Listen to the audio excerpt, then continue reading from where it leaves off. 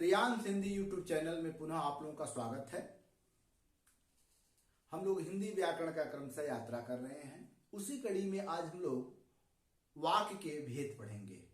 इससे पहले हम लोग वाक्य के बारे में जान चुके हैं कि वाक्य क्या होता है, उपवाक्य क्या होता है, उद्देश्य क्या होता है, विधेय क्या होता है। आज हम लोग वाक्य के भेद के बारे में पढ़ेंगे।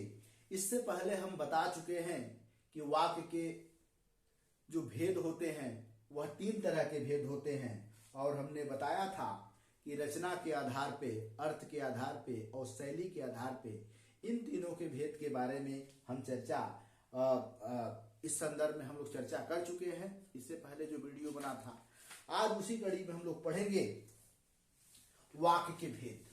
तो सबसे पहले वाक्य के भेद हेडिंग देते हैं, वाक्य के भेद। अब वाक्य के भेद में आज जो सबसे पहला भेद है, रचना के आधार पे हम लोग वाक्य के भेद को पढ़ते हैं कि रचना के आधार पे वाक्य के कितने भेद हैं और उसकी क्या विशेषताएं हैं। तो जो पहला भेद है, ठीक है, चूंकि 3 भेद ये हम लोग चर्चा किए थे। एक था रचना परक और दूसरा था रचना परक वाक्य, दूसरा था अर्थ परक वाक्य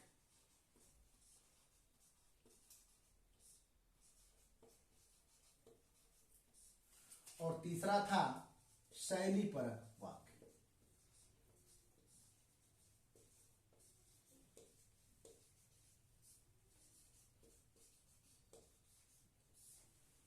तो आज हम लोग पहले रचना परक वाक्य, ठीक है, ये रचना परक वाक्य के भेद के बारे में समझेंगे कि रचना परक वाक्य के कितने भेद हैं, इसकी क्या विशेषताएं हैं, कैसे उसको हम लोग पहचानेंगे।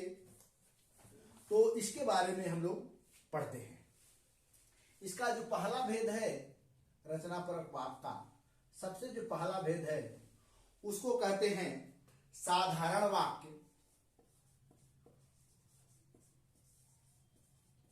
साधारण वाक्य, ठीक है, या सरल वाक्य।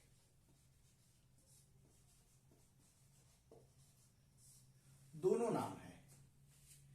वाक्य के बारे में जब हम पढ़ा रहे थे आप लोगों को, तो ये हम बताए थे कि वाक्य की जो रचना होती है वह एक शब्दों का समूह होता है और जब शब्द किसी भी समूह में आते हैं तो उसी शब्द को हम लोग पद का नाम दे देते हैं। ये हम कई बार बता चुके हैं। और सरल वाक्य में क्या होता है कि सरल वाक्य में एक ही क्रिया होती है और एक ही कर्ता होता है, वह होता है सरल वाक्य। तो सरल वाक्य में क्या होता है, यह ध्यान दीजिए कि जो साधारण वाक्य या सरल वाक्य दोनों बात बराबर है। इसमें क्या होता है कि इसमें जो होता है मात्र एक क्रिया और एक कर्ता, एक कर्ता। साधारण वाक्य में क्या होता है कि एक कर्ता, एक कर्ता, ठीक है, और एक क्रिया,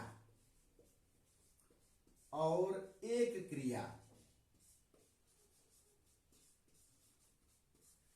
यदि 2 क्रिया आ जाती है तो निश्चित रूप से कर्ता एक होगा और वह क्रिया अलग अलग न होकर हम लोग जो क्रिया के भेद पढ़े थे पूर्णकालिक क्रिया की तरह होगी। अब इसके उदाहरण में हम लोग पढ़ सकते हैं। जैसे इसका अगर उदाहरण ले सरल वाक्य का, तो हम लोग लिख सकते हैं कि राम आम खाता है। कर्ता क्या है, कर्ता केवल एक है, राम, ठीक है। क्रिया भी एक है, कर्म भी एक है, कर्म रहे न रहे। लेकिन अगर हम लोग साधारण वाक्य की चर्चा करेंगे तो साधारण वाक्य का मतलब होता है, जैसे एक और हम लोग देख सकते हैं कि बिजली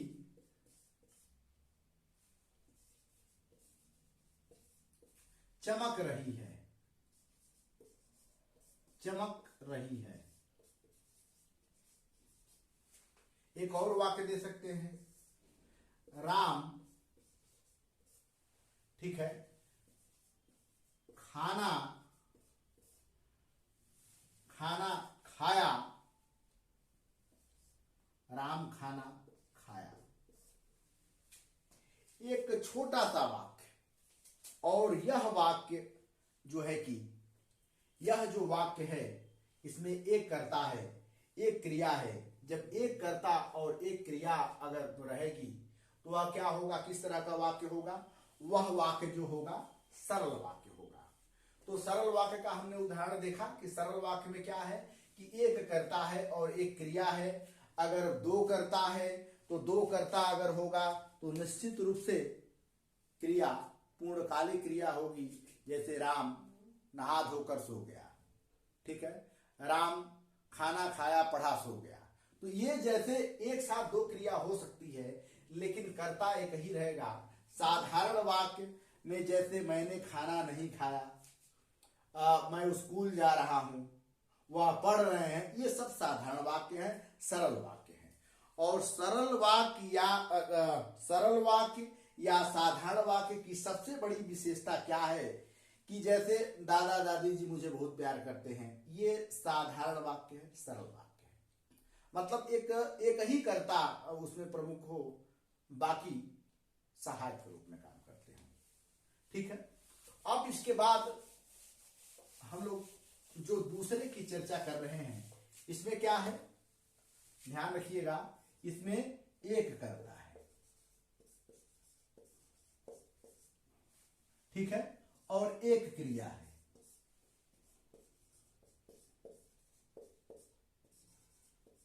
यही साधारण वाक्य है या पूर्णकालिक क्रिया है।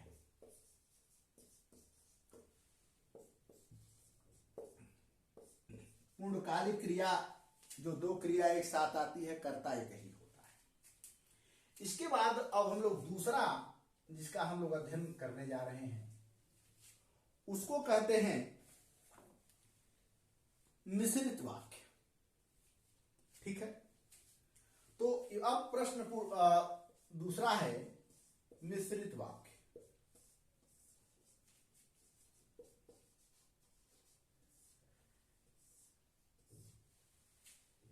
देखिए मिश्रित वाक्य क्या होता है कि इसमें एक साधारण वाक्य होता है, ठीक है, एक साधारण वाक्य होता है, लेकिन उस वाक्य पे निर्भर एक दूसरा उसका अंग भी होता है, उसको कहा जाता है मिश्रित वाक्य।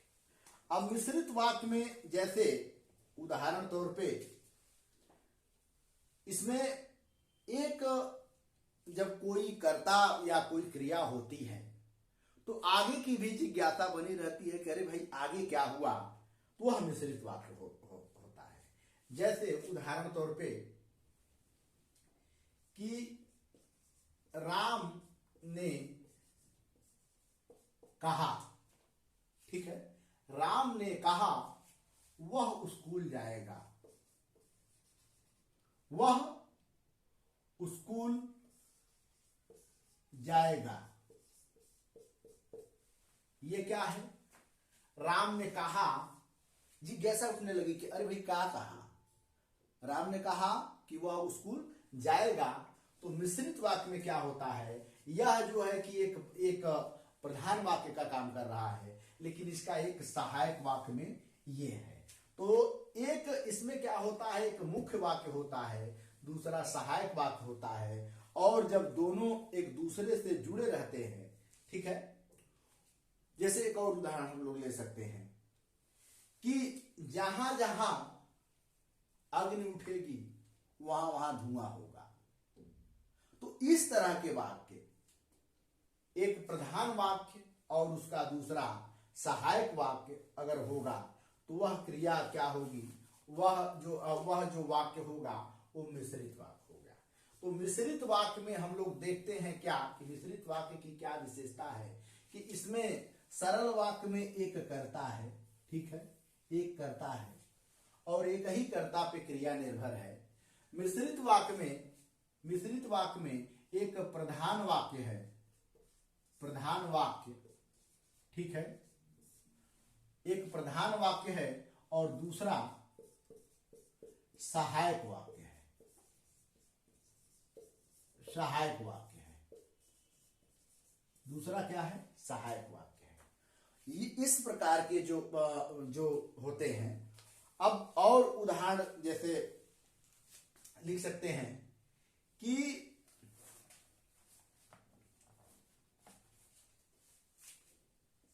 जब मैं उसके घर गया, ठीक है। अब देखिए, जब मैं उसके घर गया, अब प्रश्न उठने लगा कि अब क्या हुआ, उसके आगे क्या हुआ। जब मैं उसके घर गया वह सो रहा था, सो रहा था। यह एक प्रधान वाक्य का काम कर रहा है, यह दूसरा सहायक वाक्य का काम कर रहा है। इसी को मिश्रित वाक्य कहते हैं। मतलब मिश्रित वाक्य में हमेशा ध्यान रखे रहना कि मिश्रित वाक्य में की शब्द आ सकता है, जो शब्द आ सकता है, ठीक है। जैसे जिस लड़के ने गोली मारी आज वह जेल में है, तो ये मिश्रित वाक्य है, ठीक है। अब इसी तरह जब तुम बोलते हो तब अच्छा ही बोलते हो, ये मिश्रित वाक्य है। जब तुम बोलते हो तो अच्छा ही बोलते हो। राम ने कहा कि, अब देखिए कि आ गया, राम ने कहा कि मैं पत्र नहीं लिखूंगा, तो ये क्या है, यह जो है कि मिश्रित वाक्य है।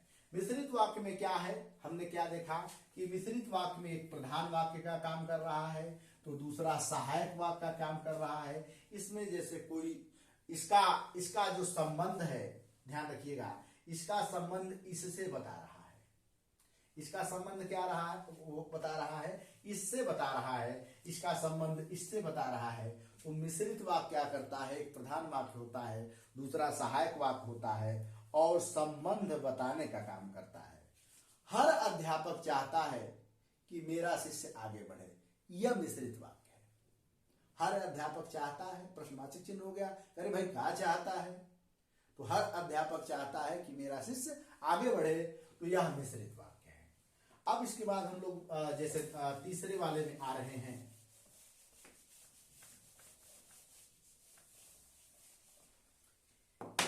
तीसरा है संयुक्त वाक्य, संयुक्त वाक्य।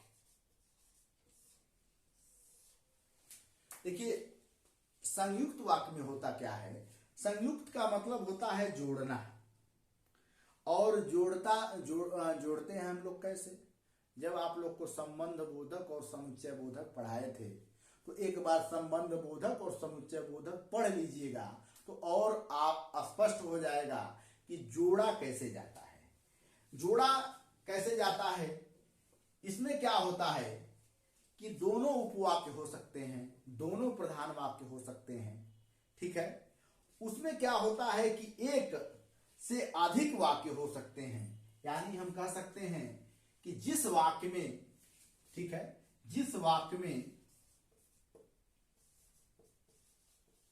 एक से अधिक वाक्य हो, एक से अधिक वाक्य,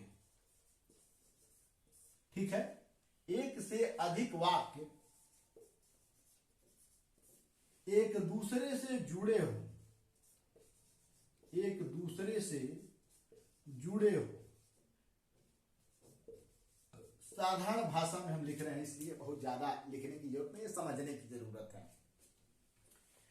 तो इसमें जैसे संयुक्त वाक्य में क्या होता है कि योजक चिन्ह लगा रहता है, जोड़ने का काम होता है। जोड़ता कैसे है, जहां हम लोग लगा देंगे, जैसे उदाहरण तौर पे हम लोग लिखे, जैसे संयुक्त वाक्य में कि राजू स्कूल नहीं, राजू स्कूल नहीं गया, राजू स्कूल नहीं गया किंतु पढ़ रहा है या घर पर पढ़ रहा है। तो ये जो किंतु शब्द है, ठीक है, ये किंतु शब्द ये जोड़ने का काम कर रहा है। अब इसी तरह जैसे हम लोग और लिख सकते हैं कि रमेश और, ठीक है, रमेश और सुरेश, ठीक है, रमेश और सुरेश एक दूसरे के मित्र हैं, एक दूसरे के मित्र हैं। यहां जो और है दोनों को जोड़ दिया। अब और हम लोग लिख सकते हैं कि आप चाय पिएंगे या कॉफी पिएंगे, आपको रेडियो चाहिए या घड़ी चाहिए। यह सब संयुक्त वाक्य में आ जाएगा। संयुक्त वाक्य में की पहचान करने के लिए आप लोग ध्यान दीजिएगा कि संयुक्त वाक्य की पहचान किस तरह होगा कि संयुक्त वाक्य में कौन सा शब्द रहता है, क्योंकि रहता है। संयुक्त वाक्य में कौन कौन शब्द रहना चाहिए पहचान करने के लिए। जैसे जब संयुक्त वाक्य आप बना रहे हो और उस समय क्या बोलते हैं, जैसे खोजने के संयुक्त वाक्य में क्या क्या होना चाहिए, तो संयुक्त वाक्य में होना चाहिए किंतु, परंतु, इसलिए, इसलिए, और, अथवा, ये सब जो है कि संयुक्त वाक्य होंगे। जहां ये शब्द लग जाएंगे यह सब जो है कि संयुक्त वाक्य होंगे। और संयुक्त वाक्य में क्या होता है कि एक वाक्य नहीं होता है, अधिक वाक्य होता है, सब एक दूसरे को जोड़ने का काम करते हैं, वह संयुक्त वाक्य होता है। जैसे मैं उसके घर गया, वह सो रहा था, तो मैं उसके घर गया वह सो रहा था तो मिश्रित वाक्य हो जाएगा। लेकिन उसी में जोड़ दीजिए कि मैं उसके घर गया और लौट आया, तो जब और होंगे देंगे तो यह जोड़ने की कला हो गई, तो यह तुरंत संयुक्त वाक्य हो जाएगा। अब थोड़ा थोड़ा हम लोग तीनों को समझने का प्रयास करें कि संयुक्त वाक्य मिश्रित वाक्य को कैसे हम लोग समझेंगे और सरल ढंग से।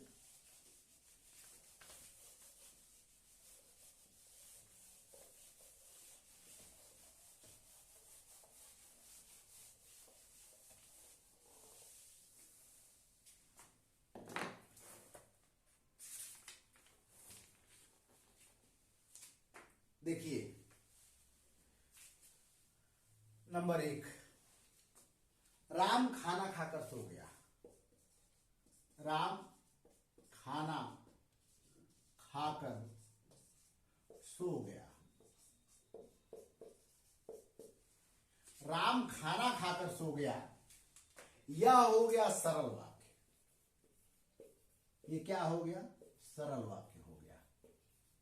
और क्रिया में बात करेंगे तो पूर्णकालिक क्रिया है, ये सरल वाक्य हो गया। अब इसी को संयुक्त वाक्य में अगर हमको जोड़ना है तो क्या लिखेंगे कि राम खाना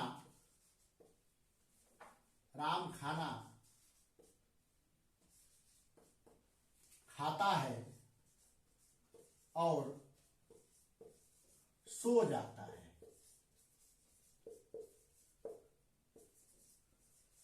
अब यह जो दूसरा है, ये क्या हुआ?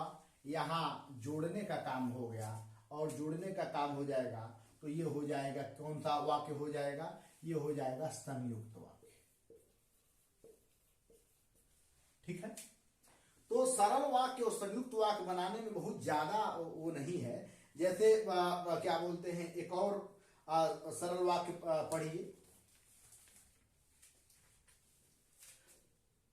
सड़क पार करते समय, सड़क पार करते समय, ठीक है, सड़क पार करते समय लड़का बस से टकराकर मर गया। यह कितना लंबा है? सड़क पार करते समय लड़का बस से टकराकर मर गया। लेकिन अब इतना लंबा है तो ये मत सोचिएगा कि मिश्रित वाक्य हो गया, ये सरल वाक्य है। अब जैसे वो क्या बोलते हैं, ये अगर हम लोग जैसे लिख दें कि लड़का सड़क पार कर रहा था और सड़क पार करते समय लड़का सड़क पार करते समय वह टकराकर मर गया। वह बस से टकराकर मर गया। जैसे हम लगा दिए वह बस से टकराकर मर गया, तो ये तुरंत जो हो जाएगा यह मिश्रित वाक्य हो जाएगा। किस तरह मिश्रित वाक्य हो जाएगा? जब हम लोग क्या लगाएंगे कि लड़का सड़क पार किया और वह बस से टकराकर मर गया। लड़का सड़क पार किया या लड़का सड़क पार किया वह बस से टकराकर मर गया, तो यहां जो है कि मिश्रित वाक्य हो जाएगा। इसी शब्द को फिर बदल दे कि लड़का सड़क पार कर रहा था इसीलिए बस से टकराकर मर गया। जैसे इसीलिए जोड़ेंगे तो संयुक्त वाक्य हो जाएगा। तो हमारे ख्याल से आप लोगों को अच्छी तरह समझ में आ गया होगा। ठीक है, इसके बाद हम लोग चलते हैं दूसरे क्रम में, जो ये अर्थ परक वाक्य है, इसके संदर्भ में चलते हैं कि अर्थ परक वाक्य के कितने भेद हैं, इसके बारे में हम लोग जानते हैं। रचना परक के बारे में तो जान गए कि 3 भेद हैं। ठीक है, सरल, संयुक्त और जो है कि मिश्रित। अब अर्थपरक वाक्य के भेदों के बारे में पढ़ते हैं। अर्थपरक वाक्य के भेद के बारे में तो सबसे पहले इसका जो भेद होगा वह होगा नंबर 1 पे विधान सूचक या विधानवाचक। विधानवाचक नंबर 1 पे है। क्या है? विधानवाचक। देखिए विधानवाचक में क्या होता है कि इसमें क्रिया होने की पता चलती है। इसमें क्या होता है? इसमें जो होता है क्रिया होने का पता चलता है। क्रिया होने का पता चलता है।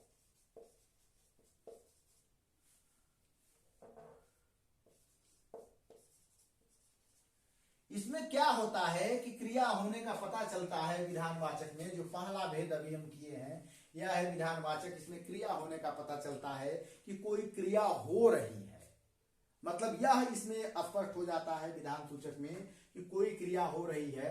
अब विधानवाचक के कई उदाहरण ले सकते हैं, जैसे सूर्य पूर्व से निकलता है, सूर्य पूर्व से निकलता है, पूर्व से निकलता है, लड़के खेल रहे हैं,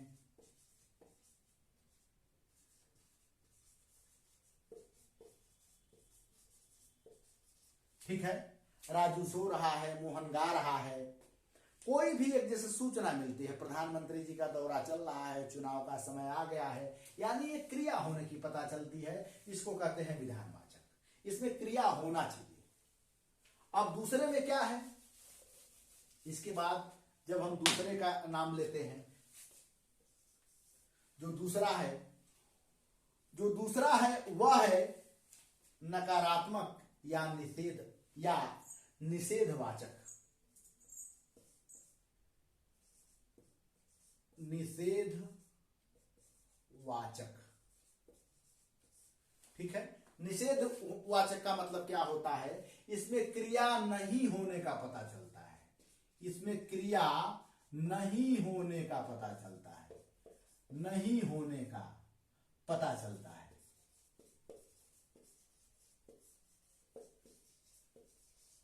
भैया अभी तक हम लोग क्या पढ़े थे? विधान सूचक में क्या हो रहा था? विधान सूचक में हो रहा था कि क्रिया हो रही है। इसमें क्या है? इसमें क्या है कि क्रिया नहीं हो रही है। क्रिया नहीं हो रही है। जैसे उदाहरण तौर पे मान लीजिए कि अब हमने लिख दिया आज ठीक है, आज सूर्य नहीं निकला, सूर्य नहीं निकला।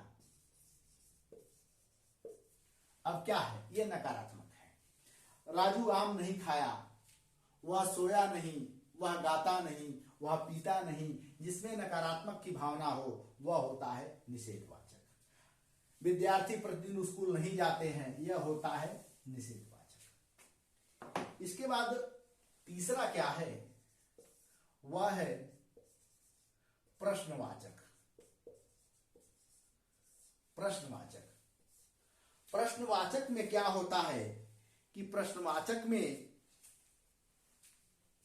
होता क्या है कि इसमें कोई प्रश्न करता है, ठीक है, कोई प्रश्न कर रहा होता है और उस प्रश्न के आधार पर, ठीक है, कोई भी XYZ कोई भी जैसे एक प्रश्न करता है। और प्रश्न में भाई प्रश्न कैसा होना चाहिए कि प्रश्न जिसमें क्या हो, कौन हो, कैसे हो, ठीक है, कैसे हो, कितना, किसका, ठीक है, कौन सा, मानो प्रश्नवाचक चिन्ह। और इसमें एक बड़ी बात है कि प्रश्नवाचक चिन्ह भी लगा होना चाहिए। यह प्रश्नवाचक जो चिन्ह लगा होता है, इसी के आधार पे ये प्रश्नवाचक चिन्ह लगने के आधार पे ही इसे क्या बोलते हैं, जैसे प्रश्नवाचक कहा जाता है। जैसे कि क्या खा रहे हो, क्या पी रहे हो, कितना खाया, ठीक है, ये जो है कि प्रश्नवाचक है। तो प्रश्नवाचक में हमारे ख्याल से सब लोग जान गए होंगे कि प्रश्नवाचक क्या है, जिसमें कोई कह रहा है कि कौन गा रहा है, कौन पी रहा है, कौन खा रहा है, तो ये प्रश्नवाचक के अंतर्गत आ जाएगा। उसके बाद चौथा है जो बहुत महत्वपूर्ण है, संकेतवाचक। संकेतवाचक, ठीक है, संकेतवाचक को ब्रैकेट में आप लोग लिख सकते हैं, शर्तवाचक भी लिख सकते हैं। शर्तवाचक, आप पूछेंगे शर्तवाचक हमने क्यों कहा, क्योंकि संकेतवाचक में क्या होता है, संकेतवाचक में कोई एक क्रिया दूसरे क्रिया पर निर्भर होती है। एक क्रिया, ठीक है, एक क्रिया दूसरे क्रिया पर निर्भर होती है, निर्भर होती है, ठीक।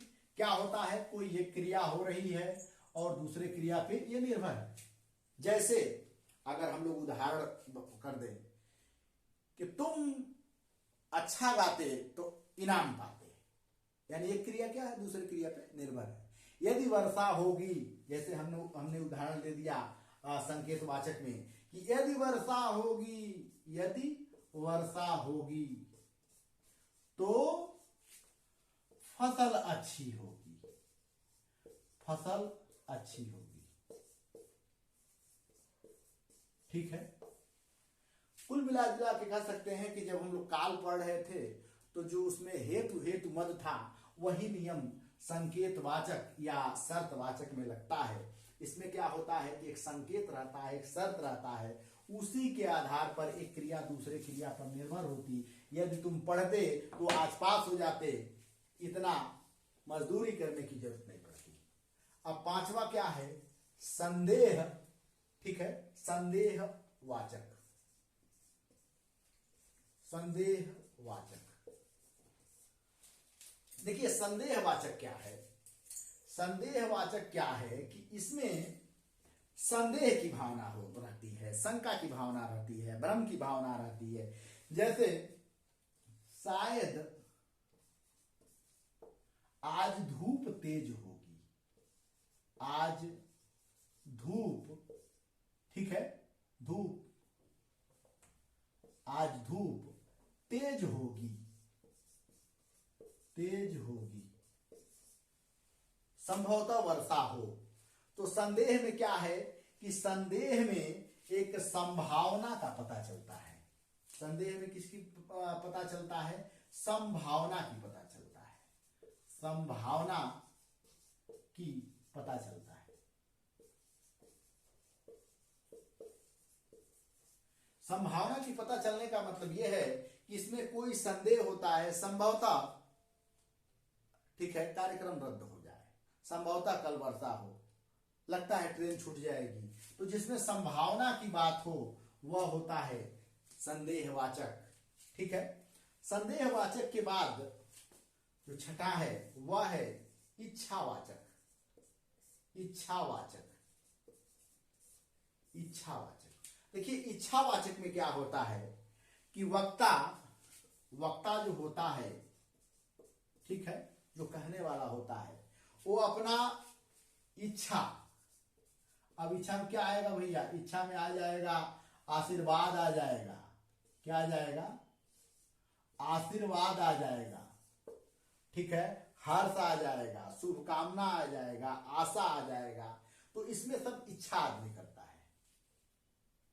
तो इच्छा में क्या होता है, जैसे मान लीजिए कि अब उदाहरण यहां हम लोग लिख सकते हैं कि वक्ता का इच्छा आशीर्वाद जो है कि किस टाइप का, ईश्वर करे आप परीक्षा में सफल हो जाएं, ईश्वर करे आप आगे बढ़ जाएं, तो ये जो है कि इच्छावाचक में, ठीक है, भगवान तुम्हारी लंबी उम्र कर दे, ठीक है, तुमको गड़ा सा धन मिले, जब एक इच्छा की बात होती है और इच्छा, ठीक है, वक्ता कोई व्यक्त कर रहा है जिसमें यह देखा जाए 9 वर्ष की हार्दिक शुभकामनाएं हो, ये जो 2022 चल रहा है, जितने लोग भी भेजे होंगे कि 9 वर्ष की हार्दिक शुभकामनाएं हो, वह सब इच्छावाचक में आ जाएगा। ठीक है, मंगल कामनाएं, शुभकामनाएं, ये सब जो है कि इच्छावाचक में आ जाएगा। फिर उसके बाद 7वां है आज्ञावाचक। आज्ञावाचक, देखिए आज्ञावाचक में क्या है कि आज्ञावाचक में, ठीक है, आज्ञावाचक में अनुमति, ठीक है, आज्ञावाचक में अनुमति या आज्ञा का पता चलता है, या आज्ञा का पता चलता है।